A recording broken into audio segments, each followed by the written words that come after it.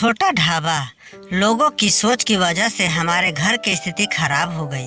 मेरे पति भी उनकी छोटी सोच की बातों से प्रभावित हो गए। आइए जानते हैं इस कहानी के माध्यम से। दोस्तों, मेरा नाम संगीता है। आज मैं आप लोगों को अपनी कहानी सुनाने वाली हूँ। मेरे पति रुपेश ने अपनी ज़िंदगी में बहुत मेहनत की। वो ज़्यादा पढ़े लिखे नहीं थे, इसलिए हमेशा से मेहनत और मजदूरी का काम ही उन्हें मिला करता और घर चलाने के लिए उन्होंने यही किया। हमारे 2 बच्चे हैं, बेटा 8 साल का और मेरी बड़ी बेटी 15 साल की है। अभी तक मेरे पति ने जैसे तैसे अपना घर चलाया। इस उम्र में आज भी हम वहीं पर हैं। अगर काम नहीं करेंगे तो खाने को नहीं मिलेगा, घर नहीं चल पाएगा, बेटा और बेटी की पढ़ाई पूरी नहीं हो सकेगी। मेरे पति की अब ऐसी स्थिति नहीं थी कि वह मेहनत और मजदूरी कर सके। उनसे अब यह काम नहीं होता था। अब हम क्या करेंगे? कैसे अपनी ज़िंदगी को आगे बढ़ाएं? कैसे कमाएं? मुझे और मेरे पति को यही चिंता खाए जा रही थी। नौकरी तो नहीं है, अब क्या करूं? फिर मुझे एक दिन बैठे बैठे यह ख्याल आया कि क्यों ना हम एक छोटा सा ढाबा खोल लें, शहर के बाहर, जहां से वाहन और गाड़ियां आती जाती हैं। वहां पर लकड़ी और तिरपाल का एक छोटा सा छपरी बनाकर चाय, नाश्ता और खाने का एक छोटा ढाबा खोल सकते हैं। मैंने अपने पति से यह कही। उन्होंने कहा कि दुकान खोलने के लिए पैसे चाहिए। मैंने कहा कि तिरपाल का एक छपरी लगाना है, बस उसके लिए पैसे लगेंगे। बाकी सभी सामान बनाने का सामान हम घर से ले जा सकते हैं। थोड़े पैसे मैंने अपने परिचित से मांगे ताकि हम अपना छोटा सा ढाबा शुरू कर सकें। उनके मन में अभी भी संकोच था। वो बार बार मना कर रहे थे, लेकिन मैंने कहा हम एक बार कोशिश करते हैं और ज़्यादा कुछ नहीं लगेगा। कुछ दिनों तक रिक्वेस्ट करने के बाद वो मान गए। तब हमने एक छोटा सा ढाबा शुरू कर दिया। पहले दिन मैं और मेरे पति वहाँ पर अपने ढाबे पर बैठे थे, लेकिन कुछ खास लोग नहीं आए। ढाबा छोटा और ऊपर से सभी गाड़ियों वाले पहले ही अपने ढाबे फिक्स किए होते हैं कि उन्हें कहाँ रुकना और कहाँ खाना है। हमारा पहला दिन निराशा भरा था। कुछ दिन ऐसे ही बीत गए। कोई इक्का दुक्का लोग चाय पीने रुका करते थे, लेकिन इतना नहीं होता था कि हम उससे अपना घर चला सके। मेरे पति फिर से किसी काम की तलाश में लग गए। उन्हें एक काम भी मिल गया जहां पैसे कम थे, लेकिन मेहनत भी कम थी। उन्होंने वो कर लिया, लेकिन मैंने ढाबे पर जाना नहीं छोड़ा। अब मैं अपने बेटे और बेटी के साथ वहां जाने लगी। हमने हिम्मत नहीं हारी और धीरे धीरे कुछ लोग हमारे यहाँ आने लगे। लगभग 1 महीने में ग्राहक और भी ज़्यादा आने लगे। कोशिश करते करते अब हमारे यहाँ ग्राहक रुकने लगे थे। उन्हें घर जैसा खाना जो मिल रहा था, इसलिए हमारा छोटा सा ढाबा चल निकला।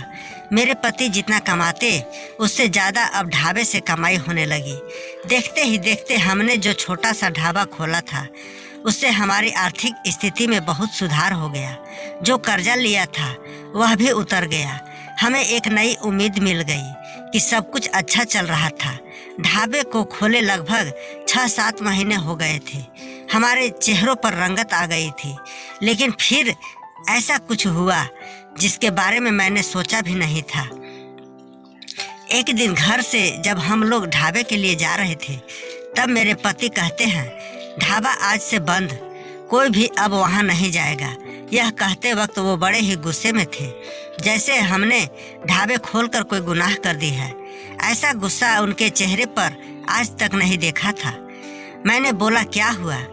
क्या बोल रहे हैं? इतना अच्छा हमारा ढाबा चल रहा है, आपको क्या हो गया है आज? वो बोले, मैंने कहा ना, कोई भी अब वहाँ नहीं जाएगा, न तुम न तेरी बेटी। मैंने बोला, आप शांत हो जाइए, आपकी तबीयत ठीक नहीं है, आप आराम करें, हम लोग इस बारे में बात करते हैं। वो और ज़्यादा गुस्सा हो गया। कहा कि कोई बात नहीं होगी, मैं जितना कमाता हूँ उतने से घर चलेगा, तू अब वहाँ नहीं जाएगी। मेरे पति का ऐसा रूप मैंने पहले कभी नहीं देखा था। उस दिन मैंने ढाबे पर नहीं गई, लेकिन जब वो शाम को आए तो भी उनका चेहरा उतरा था। मैंने सही समय देखकर उनसे बात की। पूछा, क्या हुआ? आपको ऐसा कोई क्यों बोल रहे हैं? वो बोले कि मेरा मुंह मत खुलवाने की कोशिश कर, मैं सब जानता हूँ कि तू क्या कर रही है। मैं तेरे साथ इतने दिनों तक वहाँ रहा, तब वहाँ कोई नहीं आता था और मेरे जाते ही ढाबा चलने लगा। आखिर ऐसा भी क्या हो गया? मेरे तो होश ही उड़ गए। वो क्या बोलना चाहते थे मैं समझ गई। ऐसे बात, वो भी शादी के इतने दिनों बाद। उनके मुंह से सुनकर मुझे यकीन ही नहीं हो रहा था कि यह मेरे पति हैं। मैं एकदम खामोश हो गई। मेरे आंखों से आंसू नहीं रुक रहे थे। मेरे मुंह पर अब ढाबे का नाम भी नहीं आया। इस तरह की बातें सुनने के बाद मेरा अब कुछ करने का मन ही नहीं किया। उस दिन से खामोश हो गई। अब कुछ करने और कहने को बचा भी नहीं था। मैंने सोचा था कि उनको कोई सफाई नहीं दूंगी, वो अपना काम करते रहें, लेकिन उनकी कमाई इतने अच्छे नहीं थी कि उससे अच्छे से गुजारा हो पाता। कुछ ही दिनों में जो पैसा जमा किया था वो खत्म हो गया। करीब 4 महीने बाद ही उनका एक्सीडेंट हो गया और वो बिस्तर पर आ गए। काम नहीं कर पा रहे थे। मैं जैसे तैसे उन्हें संभाल रही थी। घर में सब पैसा खत्म होने लगा तो कर्जा लेने की नौबत फिर से आ गई। मैं चाहती थी कि कहीं किसी के घर जाकर खाना बनाने या बर्तन धोने का काम करने लगूं, लेकिन उनकी तबीयत खराब थी और मैं नहीं चाहती थी कि मेरी किसी भी बात के कारण वो फिर उसी तरह की बातें करने लगे। एक दिन वो बिस्तर पर थे, मैं उनके लिए खाना बना रही थी। तब उन्होंने मुझे बुलाया और बोलने लगे कि मैं जानता हूँ उस दिन की बात तुम्हें बहुत परेशान कर रही है और तुम्हें लग भी रहा होगा कि मैं तुम्हें यह कैसे बोल सकता हूँ, लेकिन वो शब्द और बातें मेरी नहीं थी। मेरे कानों में ऐसी बात आई थी, अपने रिश्तेदारी में ऐसी बात हो रही थी। मैंने अपनी बीवी और बेटी को अकेले वहाँ छोड़ दिया। उन्हें देख लोग रुकते हैं जिससे कमाई हो रही है। इस तरह की बातें मैं बर्दाश्त नहीं कर सकता। 2 रोटी कम लेंगे, लेकिन इस तरह की बातें नहीं सुन सकता था। समाज और यहाँ के लोग, खासकर आपके परिचित और रिश्तेदार, आपको आगे बढ़ता देख बहुत कुछ कहने लगते हैं, लेकिन लोग इस हद तक गिरे हैं मुझे इसका पता नहीं था और मेरे पति भी उनकी बातों में आ गए थे। उस समय आप भी होते उनकी जगह तो शायद यही करती। आपको भी उतना ही बुरा लगता, वही फैसला लेती जो उन्होंने लिया। मैंने उन्हें कहा कि कहाँ है वो शुभचिंतक जो अब आपकी मदद करने नहीं आएंगे। जाइए, आप उनसे पूछ लीजिए। हमारे घर में खाने को नहीं है, आपकी तबीयत खराब है। आप ही बताएं कौन आया अब हमारी मदद करने। दुनिया किसी को खुश नहीं देख सकती और अगर कोई मेहनत करके आगे बढ़ता है तो यही लोग सारे प्रयास करके उसे पीछे धकेलने की कोशिश करती हैं और आप उनकी बातों में आ जाते हैं। वो लोग सफल हो गए, सबको बात बनाना है। अब अगर हम भूख से मर जाएंगे तो भी उन्हें बातें बनाने को ही मिल ही जाएगी। वो लोग कुछ समय तक बोलते, अगर हमें कोई फर्क नहीं पड़ता तो वो थक हार कर मान लेते। वो पीठ पीछे ही इस तरह की बकवास कर सकते हैं, सामने आने की तो उनमें हिम्मत भी नहीं है। उस दिन मेरे पति की आंखें खुल गई। उन्होंने कहा कि तुम सच बोल रही हो, मैं ही पागल था।